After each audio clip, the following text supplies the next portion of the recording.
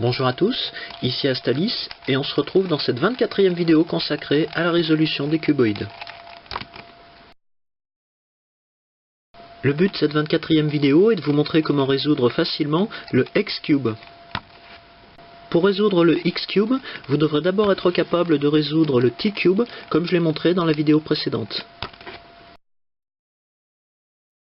Comme pour le T-Cube dans la vidéo précédente, on voit que le X-Cube doit son nom à sa forme caractéristique, qui est celle d'un cube 3×3 auquel on aurait ajouté 4 rangées supplémentaires disposées à 90 degrés les unes des autres, suivant la forme d'un X.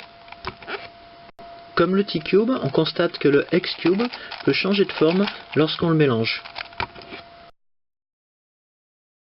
Comme dans le cas du T-Cube, on constate que les 6 couleurs du X-Cube sont disposées dans l'état résolu exactement comme sur un cube standard. Et on constate que le blanc et le jaune sont les deux couleurs réservées aux deux faces en forme de X dans l'état résolu du cuboïde. Si ce n'est pas le cas du vôtre, vous devrez adapter la suite de mes commentaires à votre propre exemplaire. Pour résoudre le X-Cube, on va adopter une nouvelle fois la stratégie visant à résoudre d'abord le cube 3×3 de base, avant de s'attaquer à la résolution de ce que j'ai appelé les faces augmentées pour les précédents cuboïdes. Et dans le cas du X-Cube, on va voir qu'on résoudra d'abord deux faces augmentées opposées, ce qui nous permettra de terminer par la résolution des deux dernières faces augmentées. Comme dans le cas des cuboïdes précédents, et pour obtenir une résolution plus intéressante, on va d'abord mélanger entre elles les pièces qui appartiennent aux faces augmentées, avant de mélanger la totalité du X-Cube.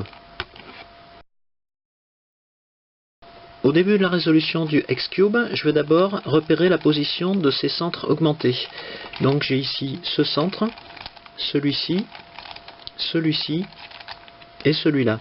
Donc en tenant le X-Cube de cette manière, je sais que les positions des faces augmentées seront vers le haut, vers le bas, vers la gauche et vers la droite.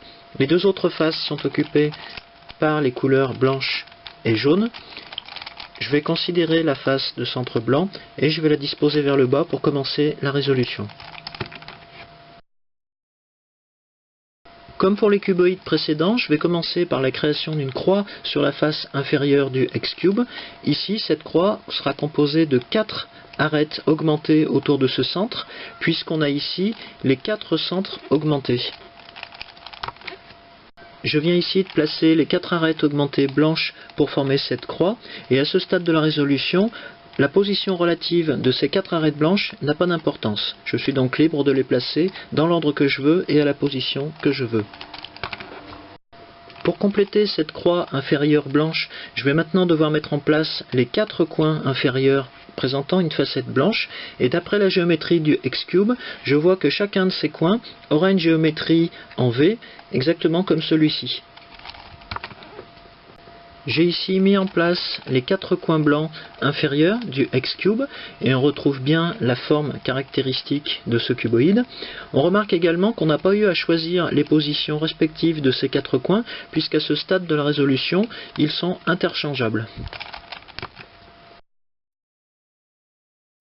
Maintenant que la rangée inférieure du X-Cube est résolue, je vais passer à la résolution de sa rangée équatoriale. Et d'après la géométrie de ce cuboïde, on sait que dans cette rangée équatoriale, on aura 4 arêtes équatoriales avec cette géométrie en V.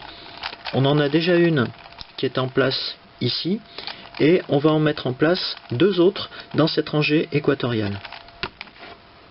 Une fois qu'il ne reste plus qu'une seule arête équatoriale à placer, on détermine le sens d'insertion de la dernière arête à mettre en place avec le critère qu'on a vu dans le cas de la vidéo du L-Cube et qui prend en compte le nombre de branches déjà présentes sur la croix supérieure jaune.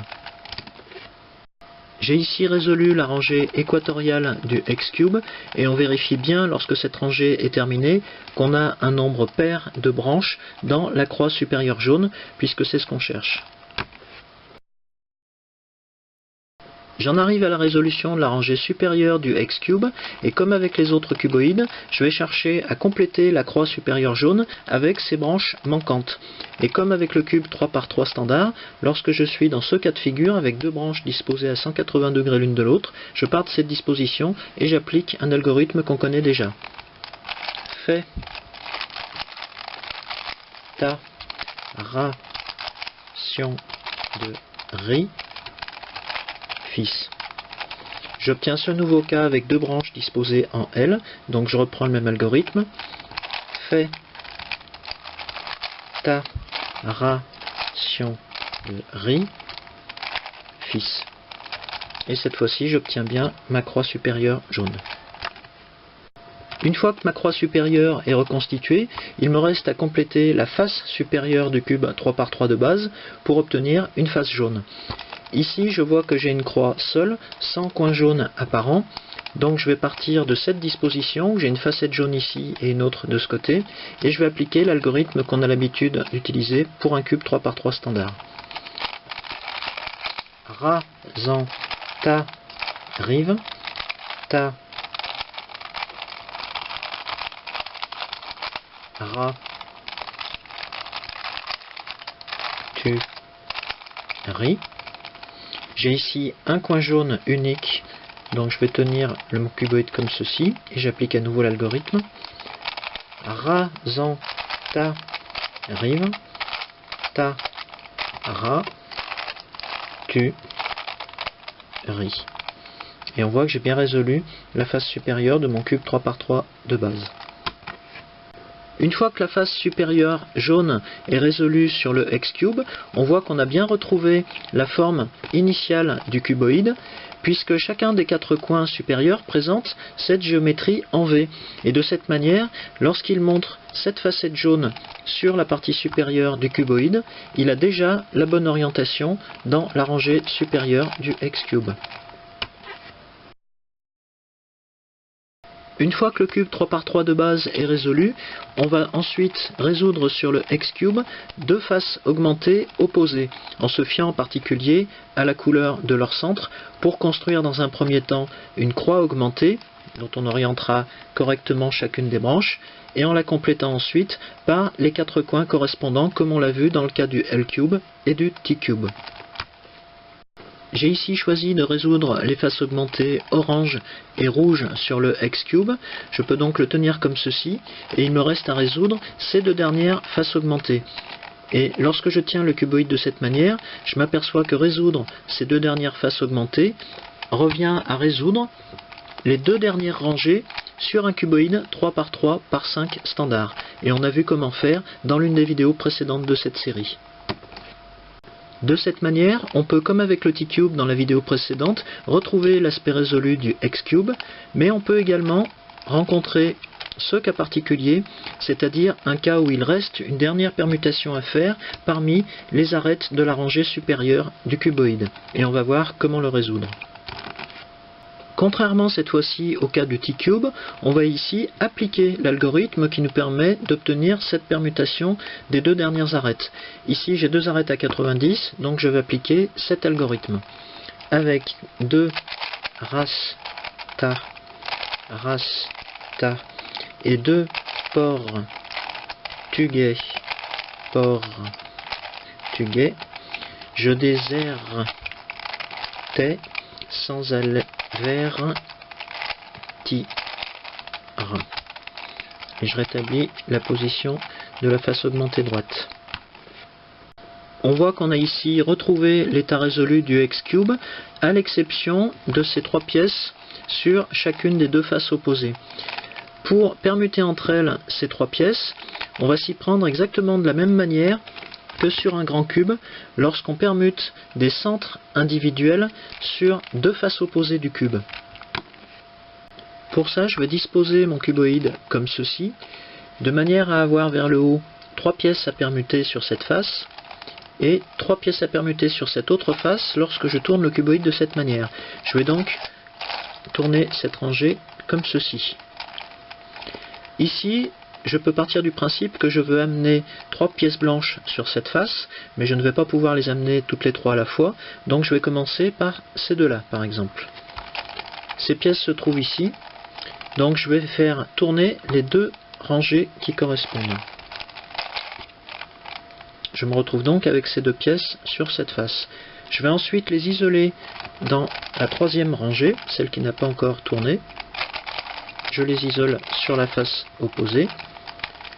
Je ramène cette face dans sa position première. je ramène également ces deux autres rangées. Je tourne à nouveau la rangée avant comme ceci. Je tourne cette rangée droite et je constate que je n'ai plus qu'une seule pièce jaune sur cette face et plus qu'une seule pièce blanche sur cette autre face. Je redispose ces deux pièces à permuter dans la même position et je vais reprendre exactement les mêmes opérations. Donc ici je peux basculer cette rangée pour amener cette pièce blanche ici. Je vais ensuite l'isoler de ce côté. Je la passe sur la face opposée. Je ramène cette face avant dans sa position initiale. Je ramène cette rangée gauche. Je tourne à nouveau la rangée comme ceci. Et je peux ramener la rangée droite dans sa position initiale. Pour retrouver l'aspect résolu du X-Cube, je n'ai plus qu'à tourner cette rangée là et je vérifie bien que j'ai retrouvé l'état résolu du cuboïde. Maintenant que vous savez résoudre le X-Cube, je vous propose dans la vidéo suivante des exemples de résolution de deux cuboïdes que nous avons déjà vus, l'iCube et le L-Cube. A tout de suite.